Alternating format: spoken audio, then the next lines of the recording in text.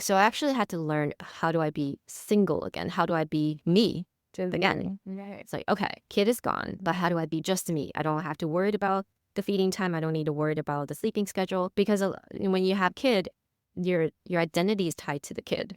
But that has taught me a lot about parenting because I was able to give my daughter a lot of room to learn. And it's still hard. And as a single working mom, there are two thought processes you can have. One is that you can feel very guilty all the time. You're probably not going to be there all the time to look after their homework, or sometimes you have to travel for work. You can feel guilty all the time, or you can choose to think, well, I'm giving them space to learn how to be more independent, how to make their own decision. And I think to me, that is a blessing in a way. I'm also just thinking, as I am in a marriage, like how I had to also learn just who I was again, like away from Sarah the mom, Sarah the wife, like what is it that made me me?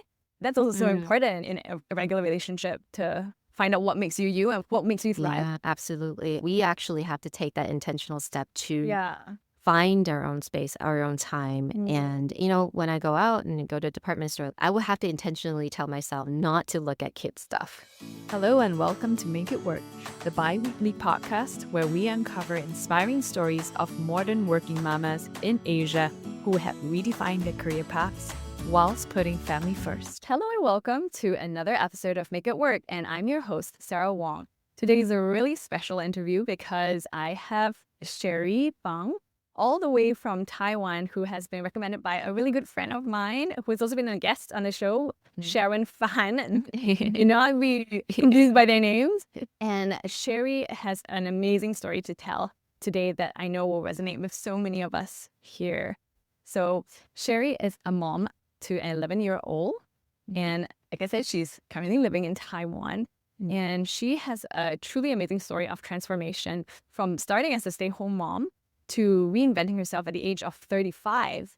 And her reinvention included deciding to become a single mom, which is something we'll get into a little bit more, as well as becoming an executive communications coach, starting a very highly successful podcast that has over 1 million downloads today, and also another new podcast that she will be talking about as well, born out of her experience from that. And she has a great story of her transformation and how she has grown out of it, navigated it to become a newer and better version of herself. So without further ado, I'd love to welcome you, Sherry. Hi, everyone. Thank you for having me. Thank you, Sherry. So if you could, please tell us about your story in 2 minutes or less. It's such a pressure. The quick version is that, yes, I have gone through a lot of pivots, and the transformation is still ongoing. So I think it's a project. It's just a life project.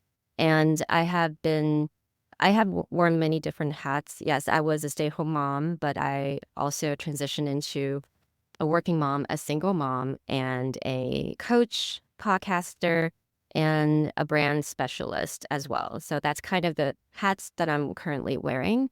And currently I have started a new podcast called Soft Power Project, which I'm really excited about. But it's all about, I think, to sum it up, my life is just about starting over again and again. But I'm kind of loving it. Yeah. Wow. Yeah. Well, let us join you on that journey, Sherry, that you started, I guess, maybe in your 30s and now you're in your 40s. I think that's how you kind of explain your story. Yeah. So bring us to the point where you started to realize that you needed to change or do something different. So when I grew up, I've always heard a story that women, so quite traditional, women are supposed to be, have kids before 30. There's like a timeline. Have kids before 30, become a mom, have a career, but be flexible with the time. Family comes first, and the man in the house can provide it all. I don't know why, but that's kind of the story that I kind of grew up with. And it wasn't until that I actually became a stay-at-home mom, then I realized that's so not me. And it took me years to really have the courage to just say, I can't do this anymore. And once I start to be aware there is that desire in me, I think my life started shifted. So yeah, so I would say 35 was a pivotal point for me, and I'm still growing. 7 years in, I'm still trying to learn what that means and how I'm going to take my life to. Yeah. Yeah. Can you share with us, Sherry, one of those times where it was accumulation of different things that, like you said, help you realize that this is not the life that you were looking for? Yeah, to be honest, I think it's definitely accumulation of years as a stay-home mom. I mean, obviously, I love my daughter so, so much, but I also have this yearning and this desire to create something and to just to do something. And I've always knew that I'm not super creative when it comes to arts and like cooking. I'm not really good at them, but I wanted to do something really creative. And then when I was like 30, I started to become like a part-time, like a business English trainer or slash teacher. But that's really when I started to realize that, oh, I actually kind of like creating content and creating teaching material. So that's kind of my creative outlet. So I did that for about 5 years till I was 35. I wanted to actually make a career out of that. So that's when I'm like, I really wanted to open up my own consultancy firm, do my own thing. And that dream kind of triggers my desire to change in my personal life as well. So kind of everything. I mean, that year is a little bit, I would use the word violent because it changes so much. Like every aspect of my life just had to like cracked open. So it felt really, I mean, honestly, it was really tough. But it took many years for those things to fall apart, but fall into places.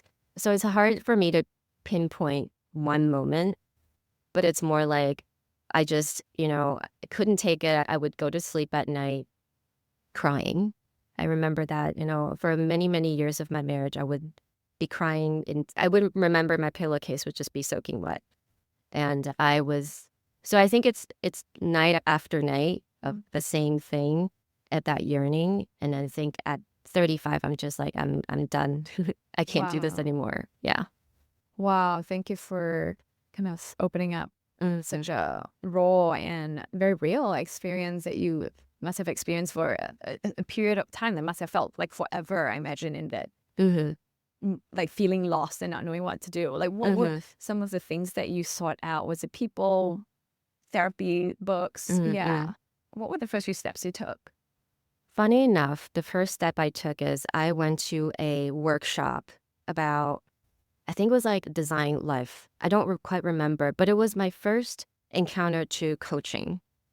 And I actually took the coaching, like I entered into ICA, and it was Academy for Coaches.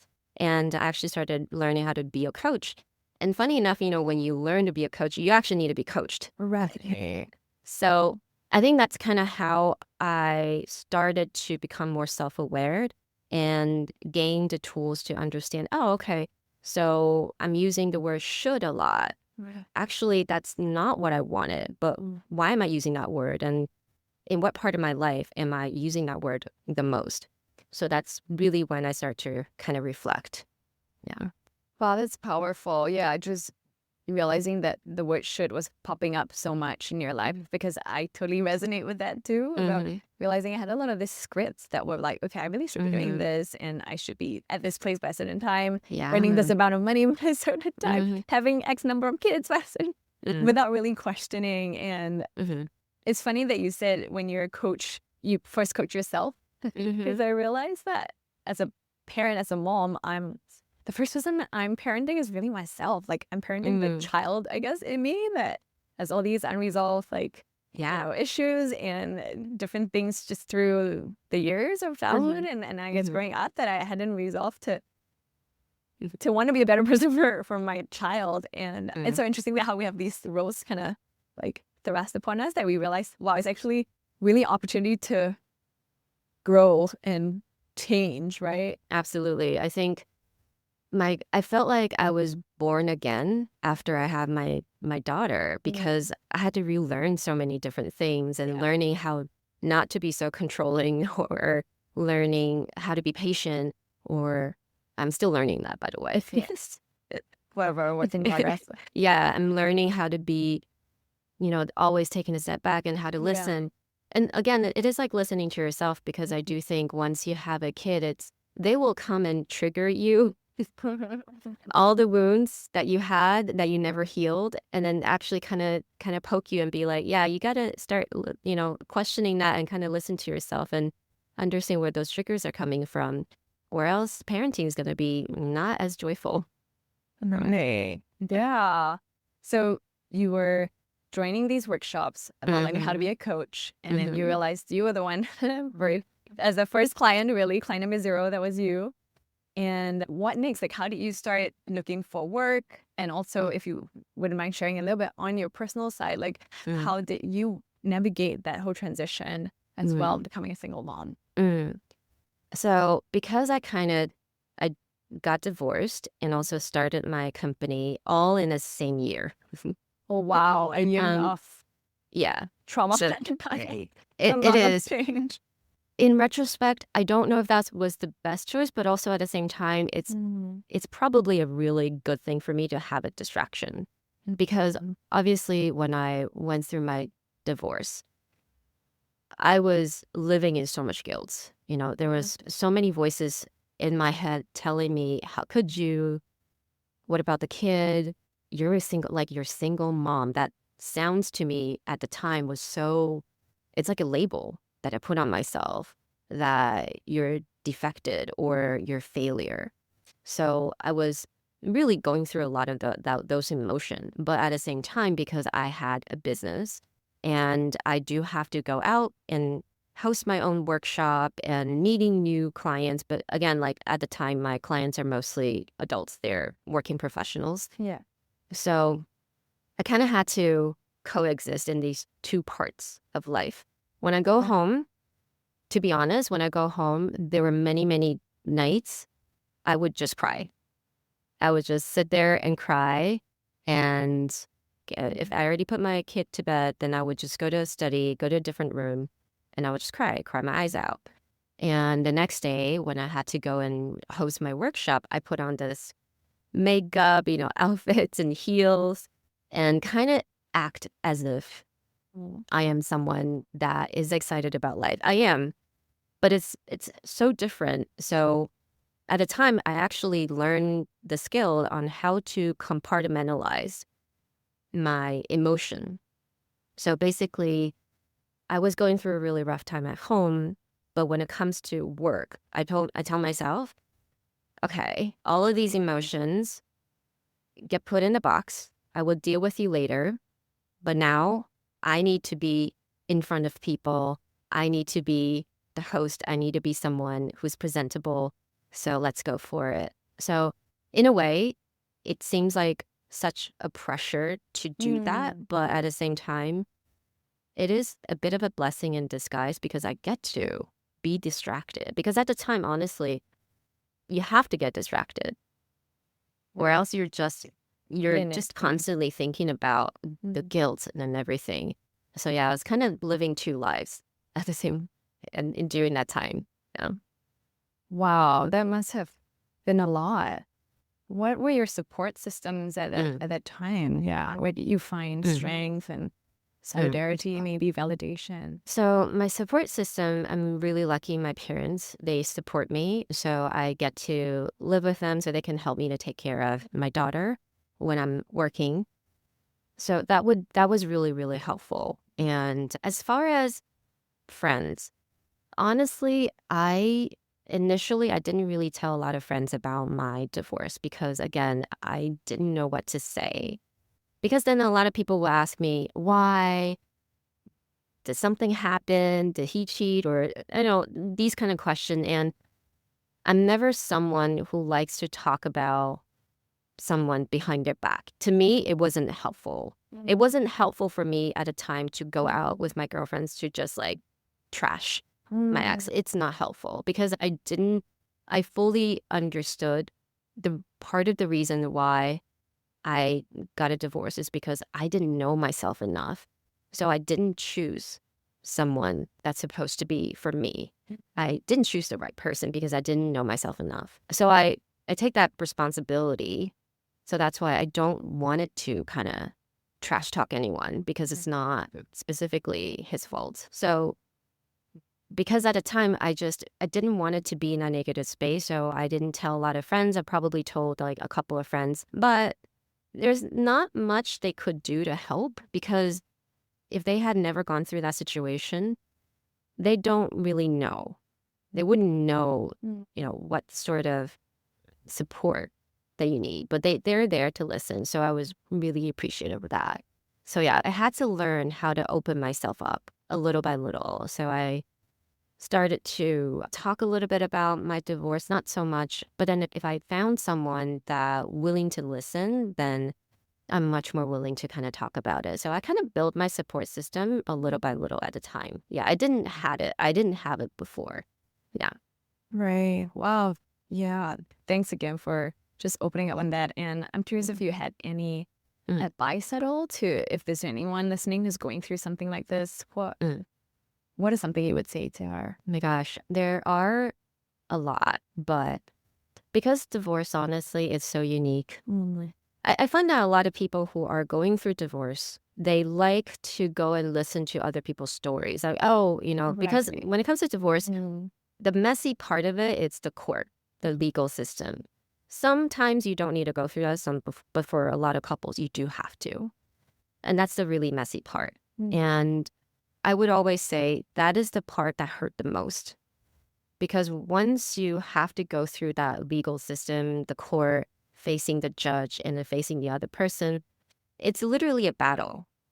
And it breaks all the trust that you had in this person. And it also kind of made you question yourself, like, how could I marry this person? And now we're like enemies. So I think that is the hardest thing. And if anyone had to go through that, I would just say you have to remind yourself why you decided to get the divorce in the first place. Like remind yourself who you are, your goal is, look far. Don't look at what you have to deal with now. And don't put time pressure on yourself. Yeah, that's another thing because for a lot of people who had to go through that legal battle, it's not a quick process. Right. It could take for a long time. It could take years. And depending on different country, I think that would varies as well. So don't put time pressure on yourself. Go and live your life. That is just part of your life, but it's not the entirety of your life. So yeah, these are the couple things I would say is the most important thing for anyone who's going through the divorce. Yeah. Right. Thanks so much, Sherry, for sharing and giving a bit of your personal story and flavor to that. I mean, it's something that's a sad reality of many of modern marriages, and so I don't think we talk about it a lot. But yeah, so I really appreciate you sharing.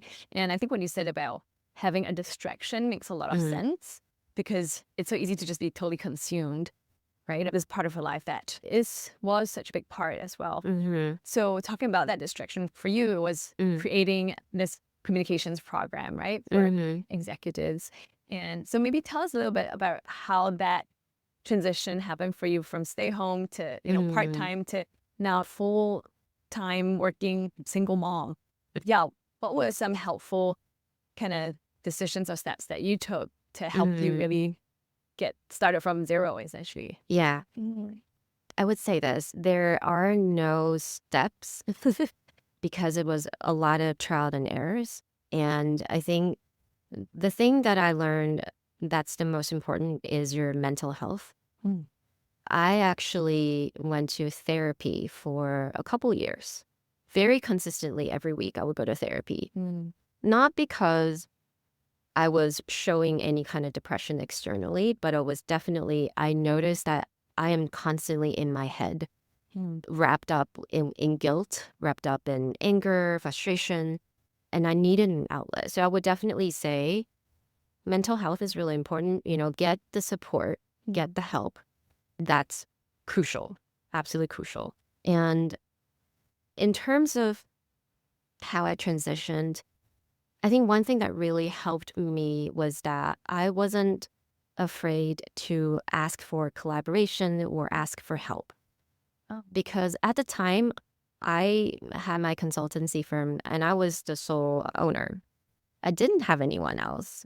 And but I needed partners. I needed strategic partners to help me grow. Right. And I would actually just kind of reached out to people who were doing a similar thing as I was doing and just like, hey, would you like to collaborate? But, a lot of times I think people, you either can see those as competitors Right. or you can see them as partners. And I decided then and there, I was like, no, they're partners. There's no competitors for me. So I kind of just reached out to a lot of people that are kind of doing something similar. Yeah. And I got some partnerships and my business and clients starts to grow. And also be patient, be really patient and graceful for yourself. I think that's really important. Again, you can't push a lot of things. You cannot force a lot of things to happen, especially the audience that I was facing are mostly working professionals and they're in their executive levels and manager level. They don't like to be pushed. They're very busy. They know what they want. I'm sure a lot of your listeners are in that position as well. You guys know what you want. You are not someone who would just take, ads very lightly, or you just trust anyone who would sell you something. So really understand that and nurture that trust.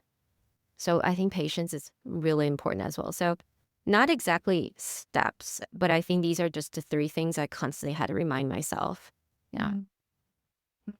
Right. So mental health, looking at your industry peers as collaborators and partners rather than competitors. I think that's a really great perspective, actually.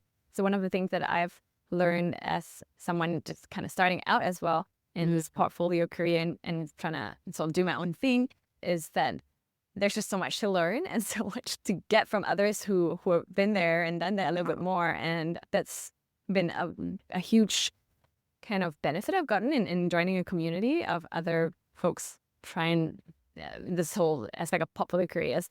And it's been a wonderful place where people give and share and talk about how they price themselves and things like that.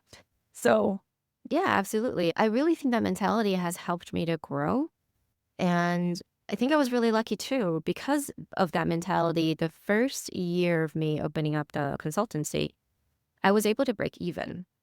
And that wasn't even my goal. Like I had no idea. Like none of my parents are from the business side. My dad was a certified accountant. My mom was a teacher. No idea about money. Okay. So my relationship with money also had to change a lot. That was one of the hardest things. No idea how to like do business. And I had no business plans. I didn't go to business school. I had no business plan.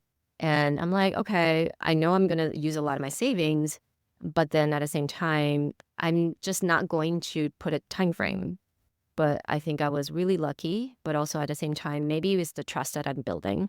I was able to get a pretty good deal in the first year. Wonderful. Yeah. Yeah. So Sherry, now looking back a little bit, I guess it's been, how would you say, about 10 years? So you mean starting from 35? It was like about 7 years. Yeah. Right. So looking back, do you feel like there's anything you would do differently at all? Yes. I would definitely say believed in myself way more, harder, and had more dreams. Dreams. Okay. Dreams. And dreams.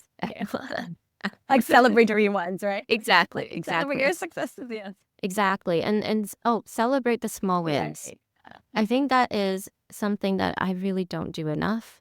I'm pretty sure a lot of your listeners are the same career-driven women. You're constantly elevate the bar, right? You wanted to aim higher and higher. But I forget to look back and just to see how much I have actually done, like accomplished. And that's to celebrate the wins only for me. Like it's not for social media, not for anyone else, but only for me. And I would definitely go back and do more of that because again, being an entrepreneur and making a podcast, and we also all have social media accounts. It's about putting yourself out there, and it's scary. It's vulnerable. It's scary. Sometimes it's not fun. Sometimes it's great. You get good feedback. You get okay feedback. You never know, but it's more about how I can preserve the good energy for myself do I choose to feel good? Do I choose to feel bad? It's a choice. And I wish that I had known this way earlier so I can always choose to look on the bright side because, hey, there's a lot that you can do.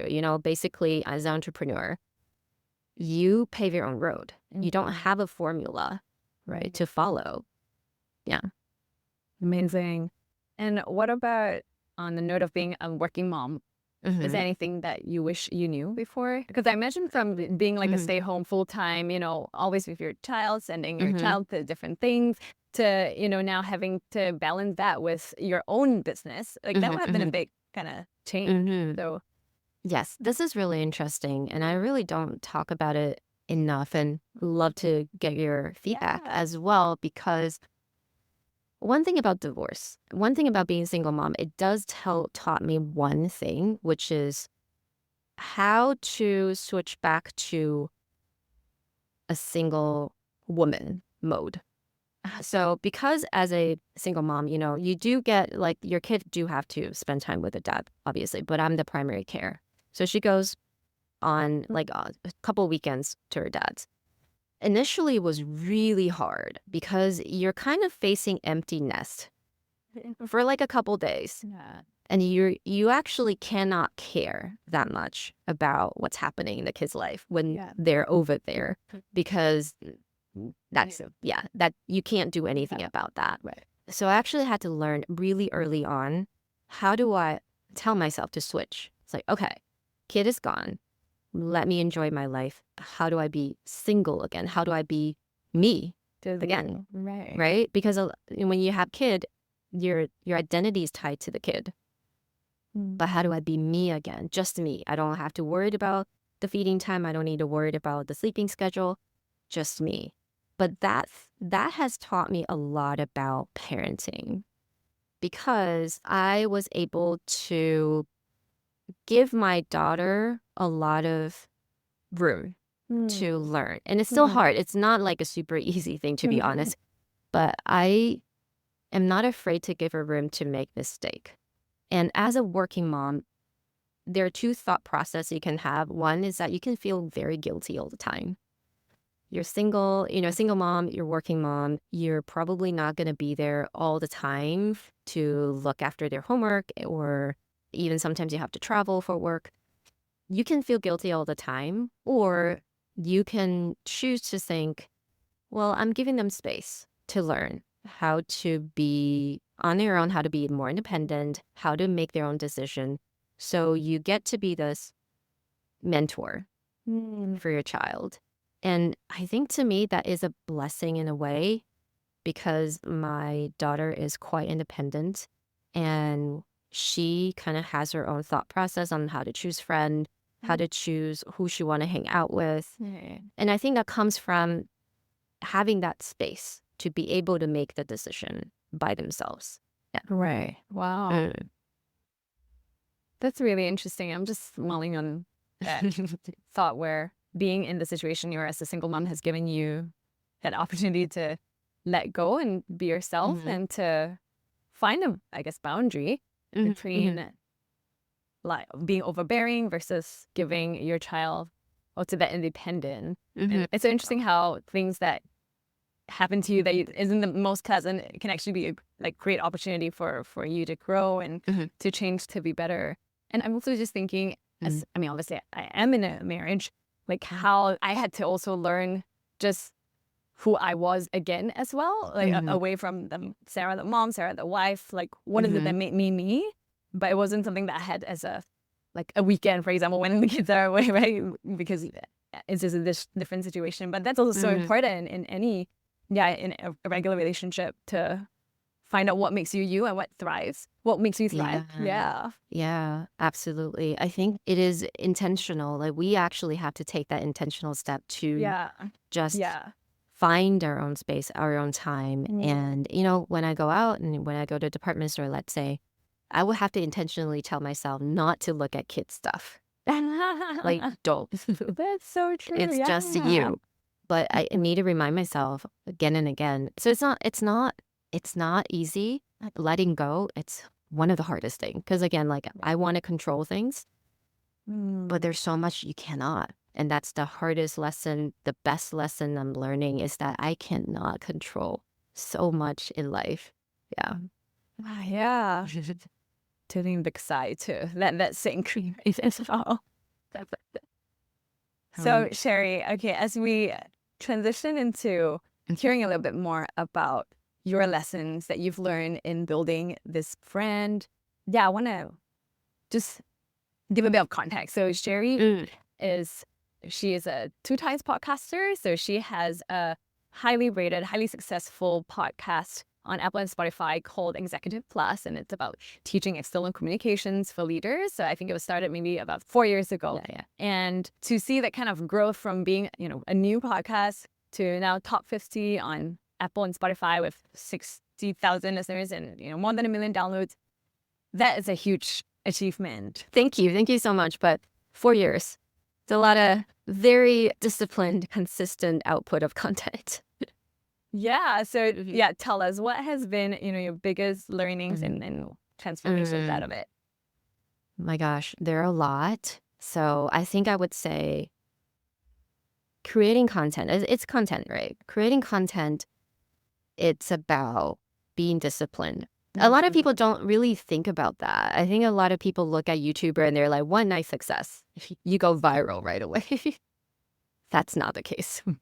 Majority of the time, that's not the case. But I think you can still build something very beautiful by being consistent and disciplined. Again, I think at the time, 4 years, for the first 3 years, we never took a break, not even a bit. So we had 2 new episode consistently output every single week. Wow. We actually had another podcast, believe it or not, and that was a little bit short-lived, but that's 5 a week. So literally I had to output 7 episodes. And that nearly killed me and killed my editor. And so that was not sustainable. So don't do that. But definitely, so what it has taught me is that you do need to have that, again, discipline to want to do something continuously.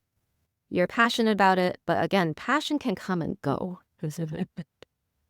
Sometimes you're tired, you're like, I don't want to do this, but you do need to build that kind of like a habit for your listeners. So then they're used to your sound every week. And I think that's one of the biggest takeaway is that. And also, I think just know how to have fun during the process. Having fun is really important, and listeners can also feel that energy as well. Right. Yeah. And I really had a lot of fun. I mean, right now we're taking a little bit of break because, again, it's a lot. It's a lot for 4 years, constantly outputting content. Wow. Kudos to you guys. Yeah, we had like 400. I don't even know how many episodes we have now. 450 plus episodes. We don't even look at the charts. I don't think we are in the top charts at the moment because we're not so consistent. But yeah, I think back the first couple years in, we're doing well. We're doing well. And it did feel really good. And we met a lot of listeners, sometimes in different capacity, like workshops, meetings. They're like, hey, we listened to your podcast. I'm like, oh, cool. Yeah. That's so interesting. Yeah. We met some really good friends from that as well. Yeah. Wow, amazing.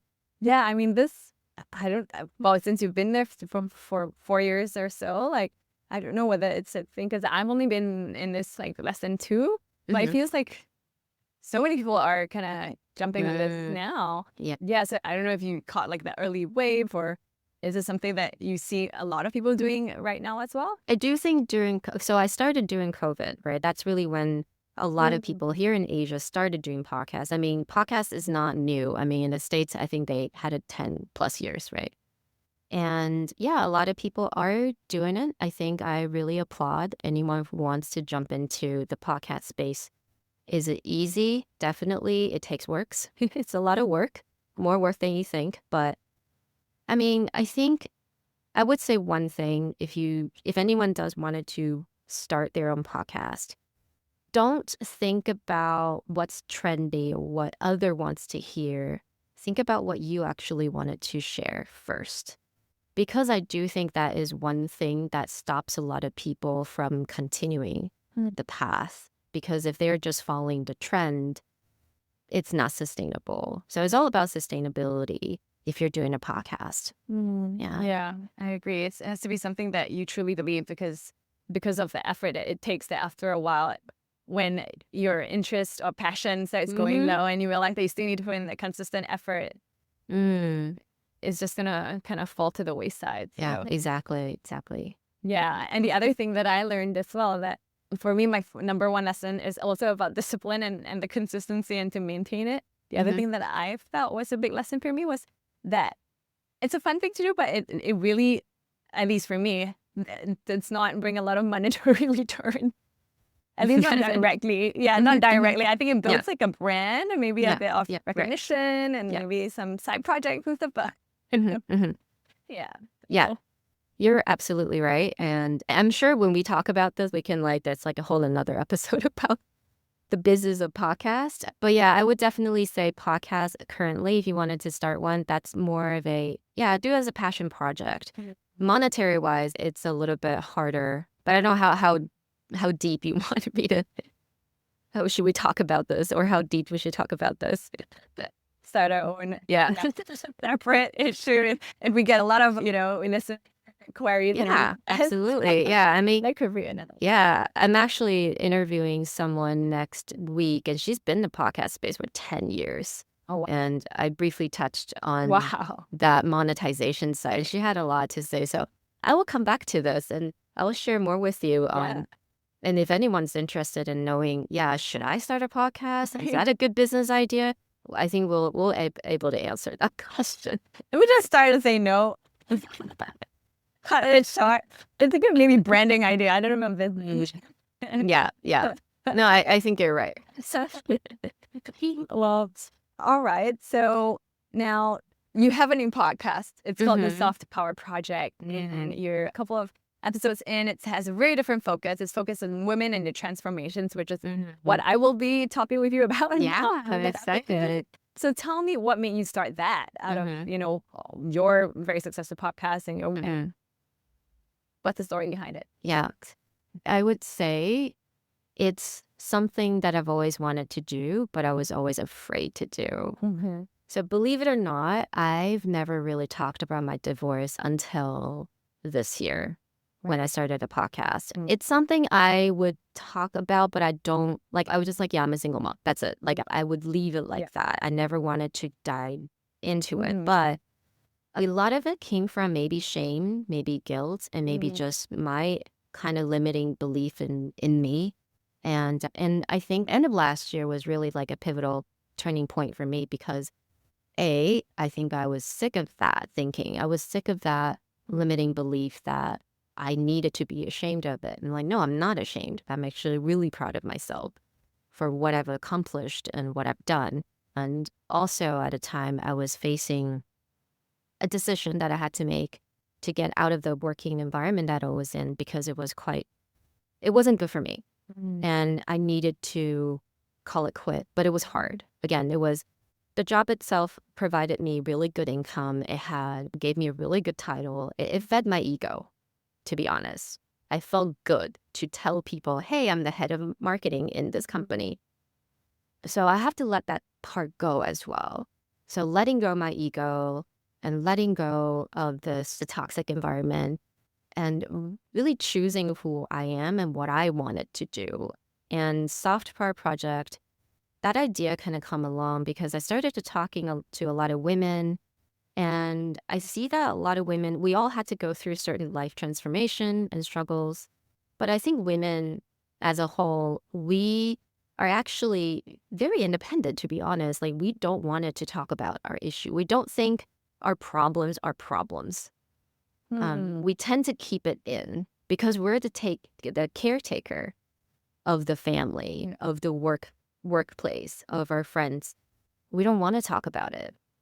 And also a lot of times I see that women, as we enter into workforce, we kind of think that we have to adapt this masculine mentality, wearing the power suits and how to persuade people, how to influence people, how do you present yourself. That is more of a masculine energy. Obviously, a lot of industry are built by men. But I think a lot of women are starting to realize that what about the softness? What about the other side of me that's living in me but so wanted to get out? How do I blend that in? Right. And I'm just really interested to know how different women find that soft part and take that with them into their role, mothers or leadership roles or just their lives. And yeah, so far it's been really fun. Everyone seems to have their own definition of it. And yeah, kind of just asking women's of their stories, which I'm so interested to listen to your story. Yeah, so that's kind of how Soft Power Project came about. I love it. Yeah, I mean, I've heard a few episodes now, especially the most recent one with Sharon, my friend, the one who connected us. And I love how introspective it is, really, about the transformations and the lessons that the interviewees have gained from it. And so if any of this has resonated with the listeners, we'll put a link to the show, the podcast Soft Power Project by Sherry, to check out, these amazing stories of women and how they bring their soft power into the different spheres of life. So on that note, Sherry, what is your soft power? How do you define that? Wow, I think for now, and that may change later, for now is just embrace kind of all the flaws, all the emotions that I have and letting myself to sit with them. And because a lot of times I feel like, when I wake up in the morning, I want it to feel really good about the day. But I have negative thoughts and emotion that just come, and instead of blocking them and instead of suppressing them, I just wanted to sit with them and also coexist with them and be uncomfortable, but be okay to be uncomfortable. Because I do think a lot of learning comes from that. So I think currently, that's kind of my definition of soft power, just to be vulnerable and be okay with it. And you could still be very, very strong and courageous, even when you feel very vulnerable and raw at the same time. Man, I want to press into that just a little bit. How does that look? Is that you kind of telling yourself that you speak it out? Do you write it?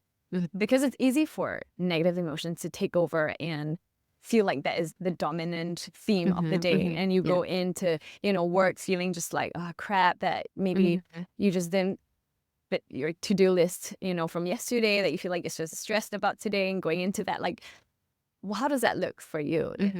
What you're talking about of letting it coexist. To me, and this works for me, is I think I like to use my voice. I don't love writing things down. I tend to get very distracted when I do that. But I think that also worked for a lot of people, like writing in journals, but I'm not one of them. But what I do is I like to do voice message for myself. So I will leave a message for myself and I think one of the most important thing that I will constantly tell myself is, your emotions not you. Your thoughts are not you. And so you can choose to detach from them. And once you know the detachment, once you feel the detachment, you can coexist with them. So I think that's one of the tools that I brought in from therapy.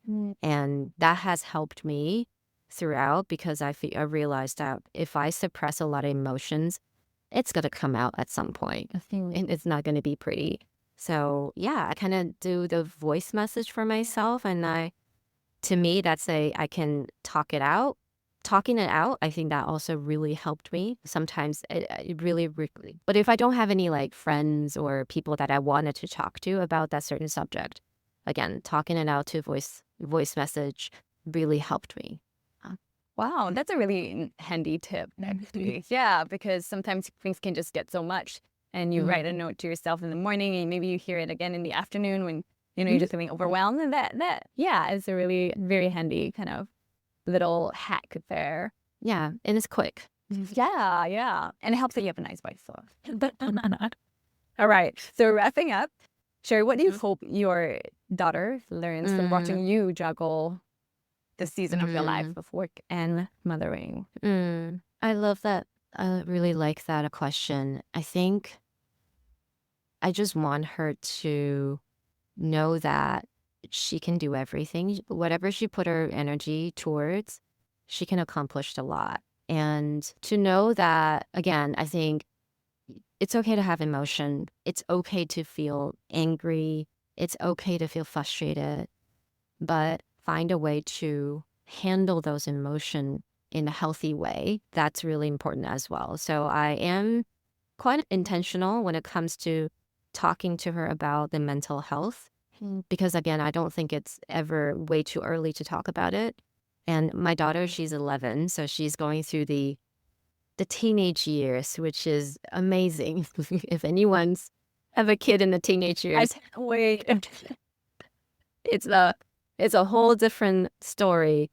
But they really needed that skill set because they're constantly making decisions and they have issues with their friends. Their friends are not talking to them, all that kind of thing. So they needed a way to process that emotion and not to just, when they feel angry or frustrated, when they just kind of yell, like help them to process things a little bit better. And yeah, and then also just I make sure that she sets goal for herself and she can visualize the goal and have a more positive mindset. Yeah. So that's the two biggest thing that I am more intentional with my daughter. Wonderful. Yeah. Signature question for you, Sherry. Or can you have it all? Let's see. Yeah, I was thinking about that question. Yes, we can have it all, but I think it really depends on how you define having it all. The way I used to define having it all means like money, health, love, and wonderful kids who listen to you, travel and all that. That was my old definition. But now, to me, having it all just means feeling grateful, healthy, if you're lucky, healthy, having healthy families, honestly, that's if you're lucky, and doing something you love. To me, yeah, you can definitely have it all. Yeah. Love it. Thank you so much, Sherry. Thank you for your time. Thank you for your stories and your insights. It's been a wonderful, really wonderful conversation. So listeners, if any of this resonates with you, please hop over to Sherry's podcast as well, which we'll share links below. And yeah, thank you for another episode of Make It Work. We'll see you again. Thank you. Bye. Thank you for listening to Make It Work, where we uncover inspiring stories of modern working mamas in Asia who have redefined their careers whilst putting family first. Please help others discover the show by leaving a review and rating on wherever you get your podcasts. Don't forget to follow us on Instagram, LinkedIn, YouTube, and TikTok. Meanwhile, here's to you, making it work.